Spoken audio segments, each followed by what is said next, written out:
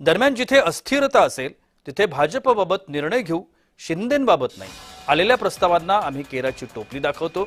शिवसेना पक्षप्रमुखांना कल्याण डोंबिवलीबाबत माहिती होती.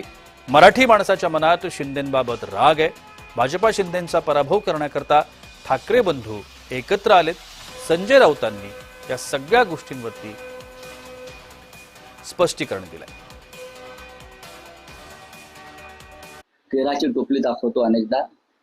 भारतीय जनता पक्षाबरोबर काही ठिकाणी म्हणजे जिथे अत्यंत अस्थिरता आहे आणि स्टेबिलिटी आहे तिथे आम्ही शिंदेबरोबर कदापि जाणार नाही. इथं जर काही पर्याय उपलब्ध असतील तर त्या संदर्भात पक्षप्रमुख निर्णय घेतील, पण परस्पर कोणी निर्णय घेणार नाही. समाज माध्यमातून, वृत्तपत्रातून संशयाचं वातावरण निर्माण झालेलं आहे किंवा लोकांच्या मनामध्ये शिंदेविरुद्धचा जो राग आहे मराठी माणसाचा, तो पाहिल्यावरती लक्षात येईल की अशा प्रकारची कोणती युती मराठी माणूस मान्य करत नाही. म्हणून मुंबईमध्ये आम्हाला यश का मिळालं? शिंदेना धडा शिकवायचा, गद्दारांना धडा शिकवायचा, म्हणून मुंबईमध्ये यश मिळालं मोठ्या प्रमाणात.